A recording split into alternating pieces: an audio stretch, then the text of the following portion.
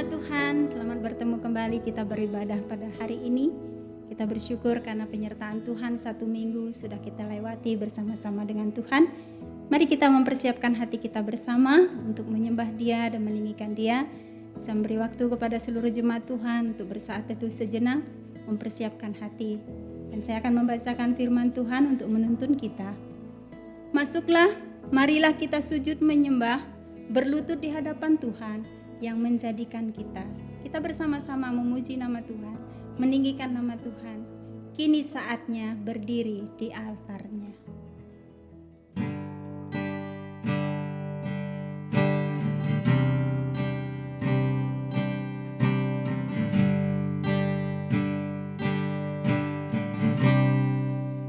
Kini saatnya berdiri di altarnya, sebab Allah Maha Kudus hadir di sini.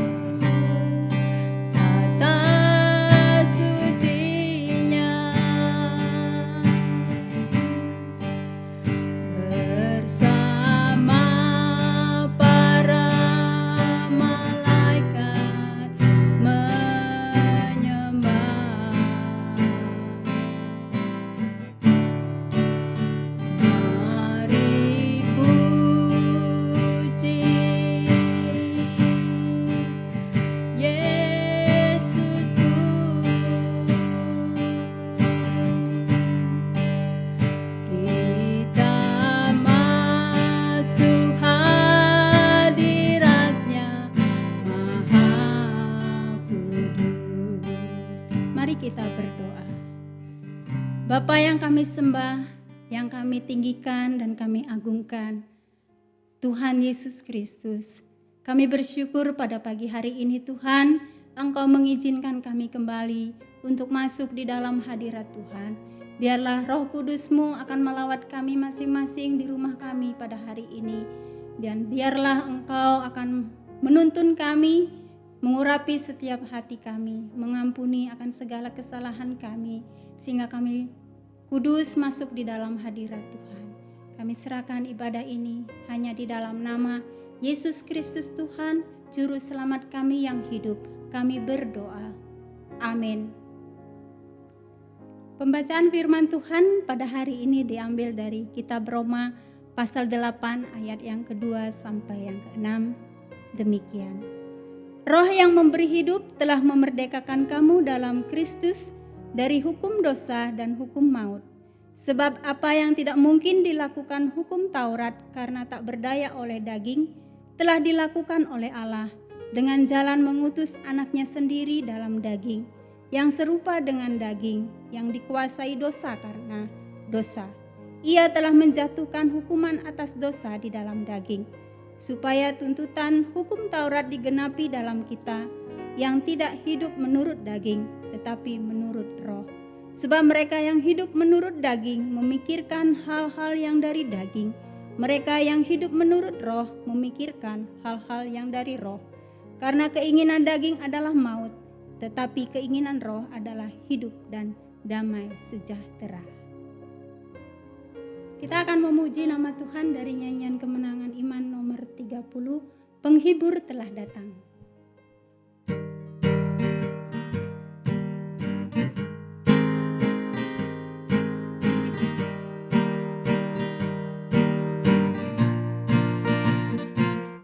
Tersiar kabar terang keliling alam gelap, tempat hati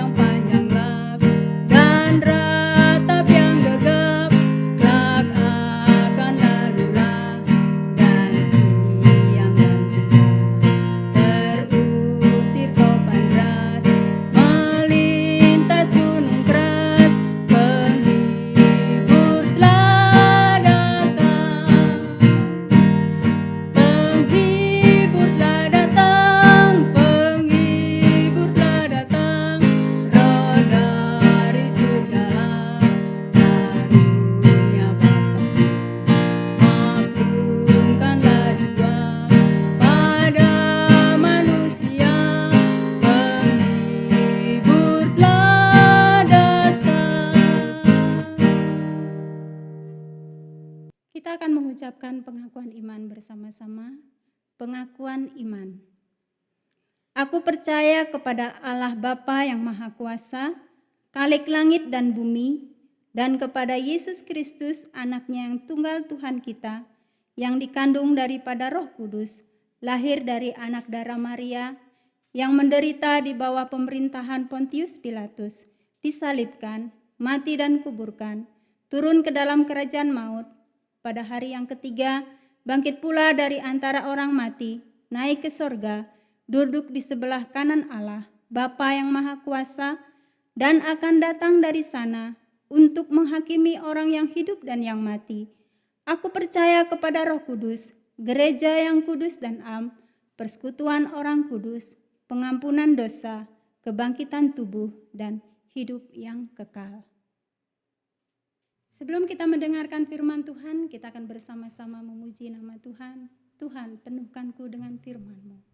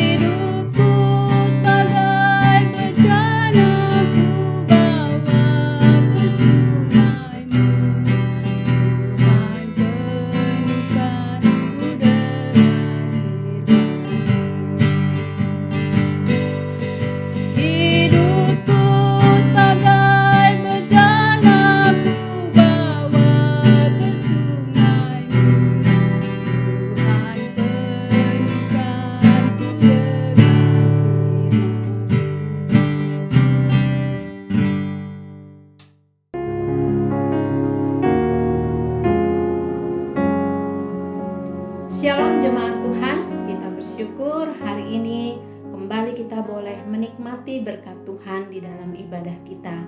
Kita bersyukur untuk semua penyertaan Tuhan, kita bersyukur untuk pemeliharaan Tuhan sampai hari ini kita ada, itu semuanya karena Tuhan. Sebelum kita mendengarkan dan menikmati firman Tuhan, mari kita minta pimpinan Tuhan melalui doa. Terima kasih Tuhan Yesus. Pada hari ini kami kembali datang kepada Tuhan untuk meminta pertolongan Tuhan melalui firman-Mu Tuhan. Karena kami tahu Tuhan, kami menyadari tanpa firman kami tidak mampu berbuat apa-apa. Kalau hari ini kami ada, itu semua karena kekuatan firman yang Engkau berikan kepada kami. Untuk itu Tuhan, hari ini ajar kami, pimpin kami, bentuk kami, berikan kepada kami kekuatan supaya kami sungguh-sungguh boleh menjadi pendengar dan pelaku firman. Terima kasih Tuhan, di dalam nama Yesus Kristus kami berdoa. Amin. Jemaat yang dikasihi oleh Tuhan, hari ini kita akan menikmati berkat Tuhan dengan tema Hiduplah oleh Roh. Hal ini, dorongan ini, perintah ini disampaikan oleh Rasul Paulus kepada jemaat di Galatia. Mari kita membuka Galatia 5. Kita akan membaca ayat 16 sampai ayat yang ke-26. Galatia 5 ayat 16 sampai 26. Judul perikopnya adalah Hidup menurut daging atau roh. Ayat 16. Maksudku ialah hiduplah oleh roh, maka kamu tidak akan menuruti keinginan daging. Sebab keinginan daging berlawanan dengan keinginan roh, dan keinginan roh berlawanan dengan keinginan daging. Karena keduanya bertentangan, sehingga kamu setiap kali tidak melakukan apa yang kamu kehendaki. Akan tetapi jikalau kamu memberi dirimu dipimpin oleh Roh, maka kamu tidak hidup di bawah hukum Taurat. Perbuatan daging telah nyata, yaitu percabulan, kecemaran, hawa nafsu, penyembahan berhala, sihir, perseteruan, perselisihan, iri hati, amarah, kepentingan diri sendiri, percederaan, dan roh pemecah, kedengkian, kemabukan, pesta pora, dan sebagainya. Terhadap semuanya itu kuperingatkan kamu, seperti yang telah kubuat dahulu, bahwa barang siapa melakukan hal-hal yang demikian, ia tidak akan mendapat bagian dalam kerajaan Allah. Tetapi buah roh ialah kasih, sukacita, damai sejahtera, kesabaran, kemurahan, kebaikan, kesetiaan, kelemah lembutan, penguasaan diri. Tidak ada hukum yang menentang hal-hal itu. Barang siapa menjadi milik Kristus Yesus, ia telah menyalibkan daging dengan segala hawa nafsu dan keinginannya. Jikalau kita hidup oleh Roh, baiklah hidup kita juga dipimpin oleh Roh. Dan janganlah kita gila hormat, janganlah kita saling menantang dan saling mendengki. Sebelum kita lebih lanjut bagaimana kita hidup menurut Roh, mari kita ingat kembali apa, siapa Roh Kudus, mengapa dia ada, milik siapa dia, lalu apa yang harus kita lakukan.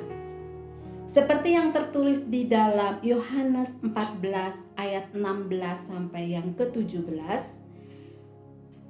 Roh Kudus adalah pribadi yang dijanjikan oleh Tuhan Yesus kepada murid-muridnya pada waktu itu dan kepada kita hari ini dan sampai selama-lamanya kepada setiap orang percaya. Mari kita membaca Yohanes 14 ayat 16 sampai 17. Aku akan meminta kepada Bapa dan ia akan memberikan kepadamu seorang penolong yang lain supaya ia menyertai kamu selama-lamanya, yaitu Roh kebenaran. Yang dijanjikan oleh Yesus adalah Roh kebenaran. Mengapa? Mengapa harus ada janji itu?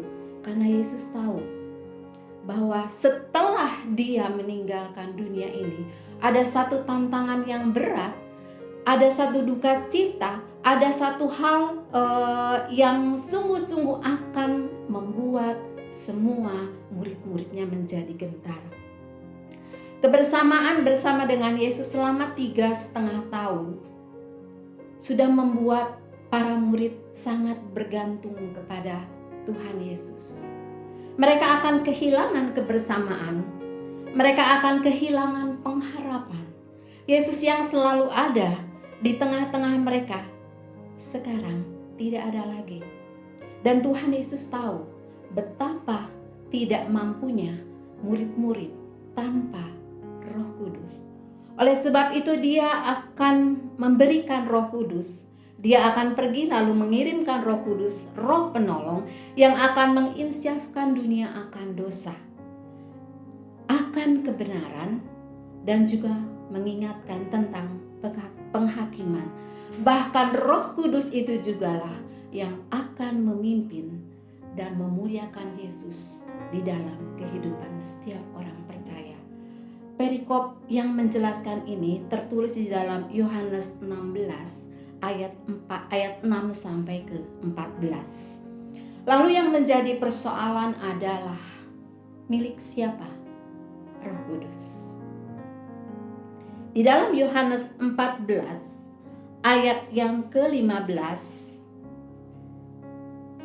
sampai yang ke-17 dikatakan bahwa jikalau kamu mengasihi aku dan kamu menuruti segala perintahku, aku akan meminta kepada Bapa dan ia akan memberikan kepadamu seorang penolong yang lain supaya ia menyertai kamu selama-lamanya, yaitu Roh kebenaran. Dunia tidak dapat menerima dia sebab dunia tidak melihat dia dan tidak mengenal dia, tetapi kamu mengenal Dia, sebab Ia menyertai kamu dan akan diam di dalam kamu. Roh Kudus akan diam di dalam setiap orang yang mengasihi Yesus. Mengasihi Yesus artinya ketika dia boleh menerima Yesus sebagai Tuhan dan Juru Selamatnya, Roh Kudus akan tetap tinggal di dalam setiap hati orang-orang yang mengasihi Yesus. Dan Roh Kudus itu jugalah yang akan terus membuat, mendorong, mengajar orang-orang untuk taat kepada firman-Nya. Jadi Roh Kudus adalah milik kita, milik setiap orang yang percaya kepada Yesus. Dia tinggal di dalam kita. Roh Kudus juga menjadi milik gereja Tuhan, bukan gedung, tetapi kita adalah gereja Tuhan yang hidup, yang terus akan bertumbuh di dalam Tuhan. Roh Kudus menjadi milik kita karena kita mengasihi Tuhan, karena kita taat kepada firman-Nya. Roh Kudus sangat penting. Setiap orang percaya tidak akan bisa hidup tanpa Roh Kudus. Alkitab mengatakan penolakan terhadap Roh Kudus merupakan kesalahan yang tidak dapat ditoleransi. Mari kita membuka Matius 12. Kita akan membaca Matius 12 ayat 31. Ayat ini mengatakan bahwa banyak hal yang bisa diampuni kecuali satu. Sebab Matius 12 ayat 31, sebab itu aku berkata kepadamu, segala dosa dan hujat manusia akan diampuni, tetapi hujat terhadap Roh Kudus tidak akan diampuni. Artinya, ketika kita tidak menganggap Roh Kudus, tidak menganggap hal itu penting, atau melakukan hal-hal yang menghujat Roh Kudus, tidak ada pengampunan. Menandakan bahwa Roh Kudus itu sangat penting dalam kehidupan setiap orang percaya, dan kesalahan terhadap penolakan Roh Kudus tidak bisa ditoleransi. Begitu pentingnya Roh Kudus di dalam kehidupan kita. Namun ada banyak orang-orang percaya tidak menyadari keberadaan Roh Kudus itu. Tidak menyadari bahwa Dia ada di dalam kita. Terlihat dari tidak ada usaha untuk mencoba terus memahami, untuk terus menaati, untuk terus mendengar hari demi hari. Kita lebih suka mendengar kebenaran kita sendiri, atau bahkan banyak pendapat orang yang belum tentu sesuai dengan kebenaran Allah. Seperti seorang yang sedang kehilangan sebuah jam tangan, begitu sibuk mencari ke sana ke sini, bahkan meminta orang seisi rumahnya untuk mencarikan jam tangannya yang hilang. Membongkar sana, membongkar sini, tidak didapatkan. Setelah semua usaha dilakukan dan jam tangannya tidak didapatkan, lalu orang itu mulai merenung dan kembali ke satu ruangan yang dia kira jam tangannya ada di tempat itu. Lalu dia diam, duduk, dan mendengar. Ketika dia mendengarkan bunyi daripada detak-detak dari jam tangan itu, dia mulai mencari walaupun dengan sulit, tetapi akhirnya dia menemukannya juga. Ilustrasi ini bisa memberikan gambaran kepada kehidupan kita. Ketika kita menghadapi masalah, ketika kita menghadapi sesuatu hal yang harus kita putuskan, kita mulai sibuk dengan urusan kita, dengan mencari kekuatan kita sendiri, dengan melakukan apa saja yang bisa kita lakukan. Kita lupa untuk diam, untuk berdoa, bertanya kepada Tuhan. Kalau kita bertanya kepada seseorang, kemungkinan orang itu akan lama-lama akan menjadi bosan. Tetapi ketika kita bertanya kepada Tuhan di dalam doa kita ataupun di dalam dialog kita bersama dengan Tuhan, Tuhan tidak akan pernah menutup telinganya. Dan disitulah kita mulai terus dilatih untuk mendengarkan suara Tuhan yang terus berbicara di dalam hati nurani kita yang terdalam. Diam, berdoa, dengar, dan kita akan menjadi semakin peka terhadap suara Roh Kudus. Hal itu gampang? Tidak. Hal itu sulit. Berbicara kepada Roh Kudus, berbicara kepada Tuhan, mungkin saja sering kita lakukan. Tetapi ketika kita ingin mendengar suara Tuhan melalui Roh Kudus, kita memerlukan satu upaya, suatu perjuangan, suatu latihan yang terus-terus harus dilakukan.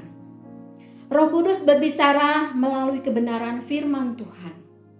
Ada banyak orang yang mengatakan bahwa kalau mau mendengar suara Roh Kudus itu seperti harus ada suara yang terdengar oleh telinga. Tidak semua seperti itu. Tetapi Alkitab menjelaskan bahwa Roh Kudus akan memimpin kita melalui kebenaran firman Tuhan. Itu akan menjadi sulit untuk mendengarkan suara Roh Kudus. Karena apa? Karena kita tidak tahu firman Tuhan. Bagaimana kita bisa mengingat, bagaimana kita bisa mendengar suara Roh Kudus melalui firman Tuhan kalau kita tidak membacanya, kalau kita tidak mendengarkannya. Itu sebabnya kita diwajibkan untuk tahu, untuk lebih mau mendengar, membaca firman Tuhan. Karena hanya dengan membaca, kita akan mendengar Roh Kudus terus bekerja. Ketika kita menghadapi satu masalah, Roh itu akan mengingatkan kita kepada kebenaran. Tidak boleh begini, tidak boleh begitu. Itu yang sering kita rasakan. Ingat bagaimana firman Tuhan membentuk kita bukan karena kita hanya membaca, tetapi kita melalui proses di dalam setiap peristiwa yang Tuhan izinkan terjadi. Jadi proses mengenal Tuhan, mendengar suara Tuhan, bukanlah proses hanya membaca atau melakukan ritual-ritual agama, tetapi lebih kepada kita membutuhkan. Saya butuh suara Tuhan, saya butuh tuntunan Tuhan, saya perlu dan saya butuh mengalami sesuatu bersama dengan Tuhan. Tidak ada step ataupun arahan-arahan, satu begini, dua begini, tidak. Roh Kudus bekerja di dalam setiap pribadi dengan caranya. Manusia memiliki satu keistimewaan. Tuhan memberikan satu yang lebih daripada ciptaan-ciptaan yang lainnya.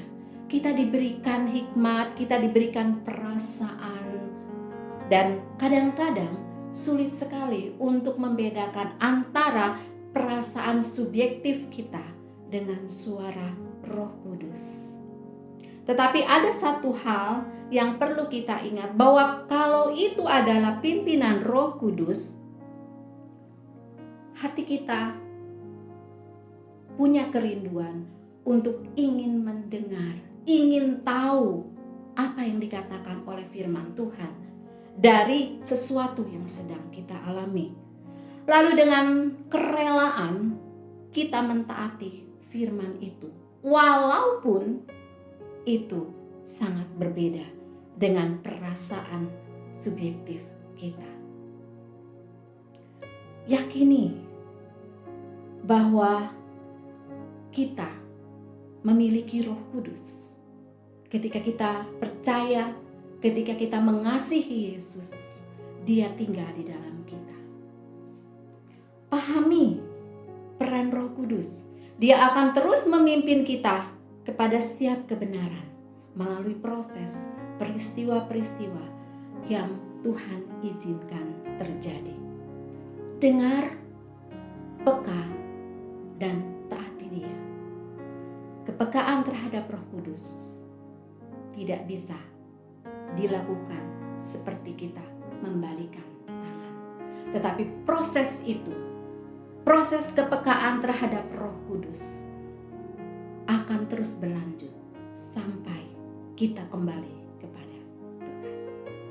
Di dalam suratnya kepada jemaat di Galatia, Paulus memerintahkan agar mereka hidup oleh Roh. Galatia 5 ayat 16a. Hiduplah oleh Roh. Roh Kudus, kembali lagi kita ingat bahwa itu hal yang sangat penting di dalam setiap kehidupan orang percaya, dan seharusnya kita bersedia menerima tuntunannya. Galatia 5 ayat 16 sampai 17. Saya akan membaca ulang Galatia 5 ayat 16. Galatia 5 ayat 16, maksudku ialah hiduplah oleh Roh, maka kamu tidak akan menuruti keinginan daging, sebab keinginan daging berlawanan dengan keinginan Roh, dan keinginan Roh berlawanan dengan keinginan daging. Rasul Paulus mengajak para jemaat di Galatia untuk meninggalkan keinginan daging, karena kalau keinginan daging bertolak belakang dengan keinginan Roh. Ketika kita berniat untuk hidup oleh Roh, kita harus meninggalkan keinginan daging. Keinginan daging tertulis di dalam Galatia 5 ayat 19 sampai 21, dan keinginan buah Roh yaitu ayat 22 sampai 23. Mengapa Paulus selalu mendesak jemaat-jemaat di Galatia untuk meninggalkan keinginan daging? Karena banyak tekanan yang dialami oleh jemaat di Galatia. Mereka menghadapi banyak tantangan, padahal mereka adalah orang-orang yang percaya, yang baru percaya, yang dilayani oleh Rasul Paulus. Rasul Paulus ingin jemaat di Galatia memiliki kehidupan yang berbeda setelah dia percaya. Itu sebabnya dia mengajak kepada jemaat di Galatia untuk hidup yang dipimpin oleh Roh. Dengan begitu, mereka harus meninggalkan perbuatan daging, sebab ayat 17b mengatakan perbuatan daging tidak akan tunduk kepada kebenaran. Perbuatan daging berbeda, bertolak belakang dengan buah Roh.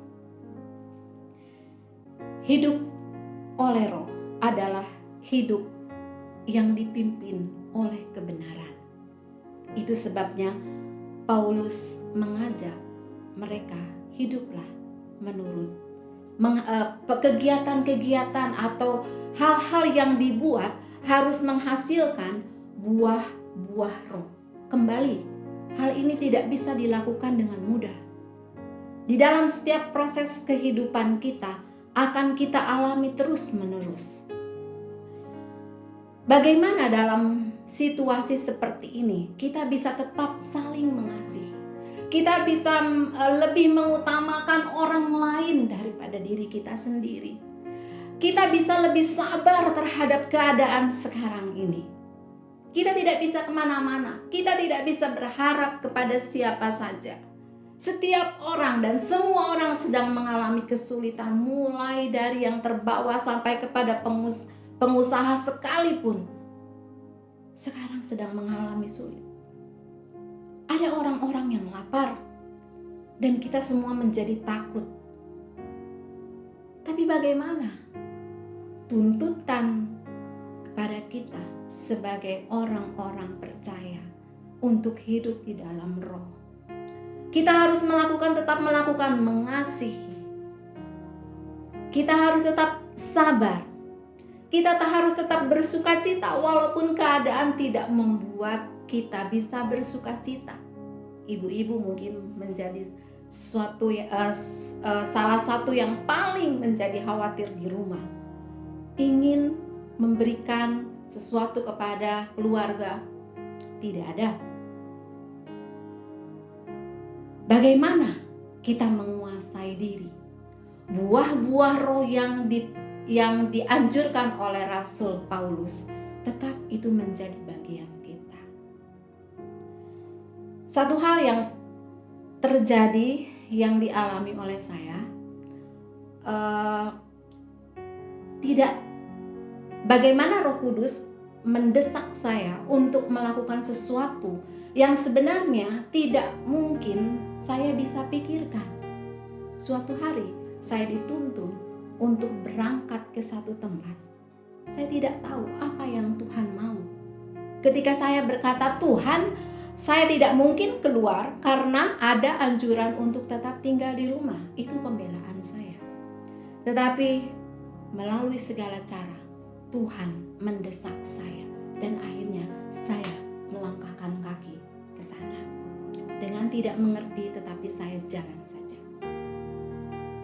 Akhirnya saya tiba di satu tempat, dan setelah bertemu dengan beberapa orang, akhirnya saya menemukan sesuatu peristiwa yang luar biasa. Ada seorang ibu yang harus pingsan karena lapar. Dan pada waktu itu Tuhan berkata kepada saya, lakukan sesuatu. Dan akhirnya saya melakukan bagian saya, menolong orang itu, memberikan sesuatu yang bisa saya lakukan, dan saya kembali dengan penuh sukacita. Luar biasanya, ketika saya kembali, Tuhan melakukan bagiannya yang ajaib. Apa yang saya buat, apa yang saya berikan, Tuhan kembalikan tepat seperti yang saya keluarkan. Itu menjadi satu bukti bahwa Tuhan menolong kita ketika kita taat kepada suaranya, kepada perintahnya. Kita memang tidak mampu untuk melakukannya. Saya sering mengatakan, Tuhan, saya tidak mampu. Tuhan, saya takut. Bagaimana kalau sesuatu terjadi terhadap saya? Bagaimana dengan keluarga saya? Tetapi ketika Tuhan mau supaya kita melakukan sesuatu, Tuhan akan selesaikan semuanya.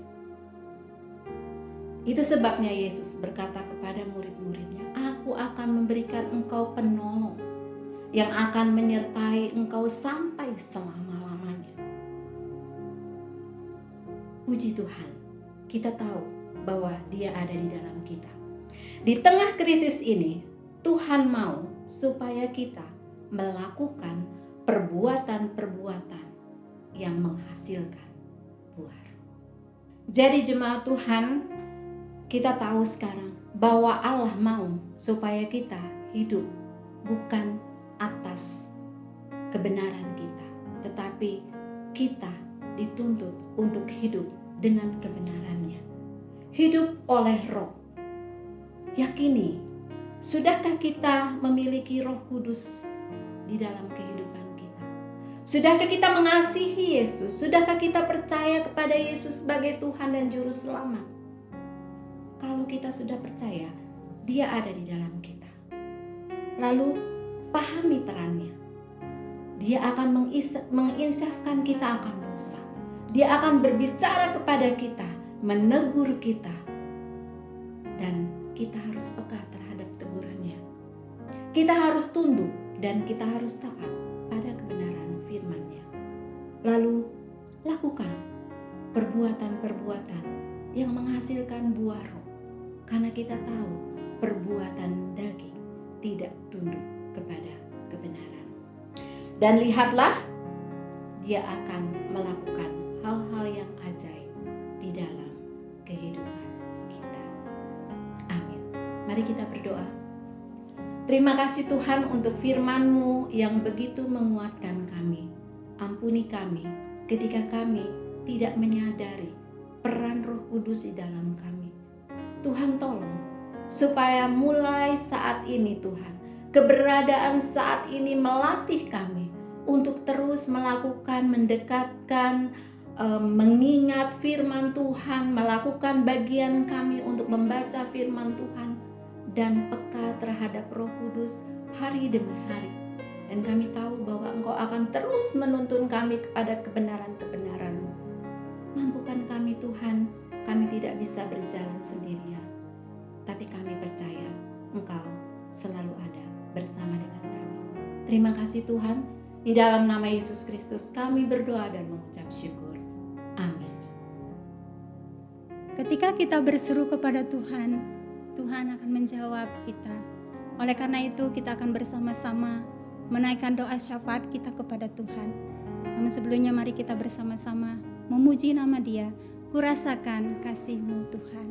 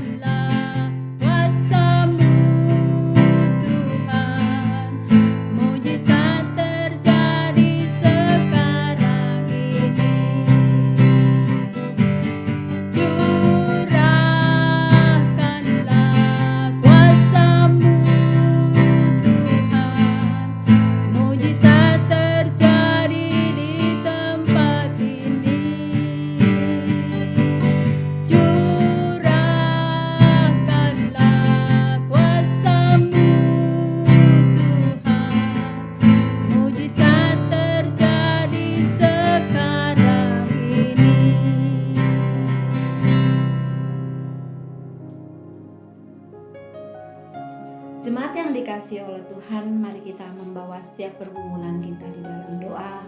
Sebab dengan doa kita tahu bahwa Allah terus turut bekerja. Allah terus memberikan yang terbaik bagi kita. Mari kita satu di dalam doa. Kami bersyukur Tuhan untuk semua kebaikan-Mu. Kami bersyukur untuk segala pertolongan Tuhan.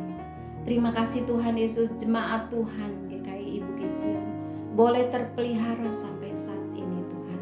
Kami tahu bahwa Engkau Allah yang sungguh-sungguh mempedulikan hidup kami. Terima kasih Tuhan Yesus. Kami mau berdoa pada saat ini Tuhan, jika ada jemaat yang sakit. Kami minta di dalam nama Yesus Tuhan menjamah. Tuhan memberikan kekuatan dan kesembuhan yang sempurna. Memberikan semangat, memberikan sukacita. Sebab firman Tuhan mengatakan bahwa hati yang gembira adalah obat. Terima kasih Tuhan untuk semua kebenaran firman Tuhan yang boleh memberikan kami kesembuhan. Ada di antara kami juga Tuhan, jemaat Tuhan yang mengalami masalah di dalam pekerjaan. Tuhan hiburkan. Engkau tahu akan setiap kebutuhan kami Tuhan. Engkau tahu akan setiap keperluan kami Tuhan. Kami percaya bahwa Engkau adalah Allah sumber berkat kami. Kami menyerahkan hidup kami ke dalam tangan Tuhan. Biarlah Tuhan yang mengatur setiap jalan hidup kami. Kami tahu Tuhan bahwa kesulitan yang sedang dialami, kami alami, tetapi itu tidak akan menghalangi berkat Tuhan terhadap kami. Bahkan Tuhan Yesus, selama masa pandemi ini Tuhan, kami tidak bisa berkumpul.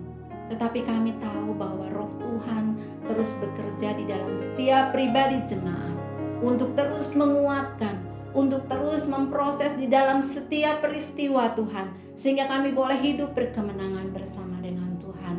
Kami boleh melihat berkat-berkat Tuhan yang luar biasa terjadi di dalam kehidupan kami.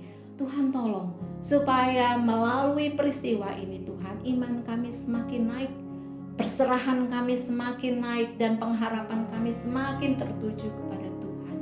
Terima kasih Tuhan, kami tahu bahwa negara ini sedang menghadapi hal yang tidak mudah. Pemerintah Tuhan dan setiap aparat yang bekerja, Tuhan tolong. Tuhan, sudah beberapa bulan ini Tuhan, virus ini belum berhenti. Dan kami tidak bisa melihat dan menerka bagaimana dan akhirnya bagaimana. Tetapi kami minta di dalam nama Yesus, dengan kuasa Tuhan Yesus, Tuhan tolong hentikan, sehingga kami boleh kembali beribadah, kami kembali boleh bekerja, kami kembali Tuhan melakukan aktivitas kami dengan baik. Terima kasih Tuhan Yesus. Kami berdoa untuk para medis, mereka yang bekerja, menaruh nyawa, mengorbankan keluarga, Tuhan kebersamaan dengan keluarga, Tuhan gantikan dengan berlipat kali ganda. Berikan mereka kekuatan, kesehatan, dan juga berkat-berkat yang melimpah. Terima kasih Tuhan Yesus, kami tahu bahwa di dalam segala perkara Tuhan turut bekerja untuk mendatangkan kebaikan bagi kami. Tuhan, ada jemaat-jemaat Tuhan yang pada bulan ini berulang tahun. Biarlah Tuhan kami boleh terus bersuka cita, karena kami tahu bahwa pemeliharaan Tuhan tidak akan pernah berhenti. Dan pemeliharaan Tuhan setiap hari yang kami rasakan, kami boleh bersyukur kepada Tuhan. Berkati mereka sehingga mereka boleh tetap sehat. Yang sekolah Tuhan berkati dengan hikmat dan pertolongan Tuhan. Yang bekerja Tuhan memberkati. Dan setiap jemaat gereja GKI Bukit Sion boleh merasakan berkat dan pertolongan Tuhan. Terima kasih Tuhan untuk ibadah hari ini. Terima kasih untuk firman Tuhan. Terima kasih untuk pujian dan penyembahan kami. Terima kasih untuk ajaran Tuhan. Dan pada saat ini Tuhan, biarlah Roh Kudus terus menolong dan memimpin kami. Kasih karunia dari Allah Bapa, damai sejahtera dari Tuhan Yesus, dan persekutuan dari Roh Kudus menyertai kita hari ini sampai Tuhan Yesus datang untuk kedua kali. Amin.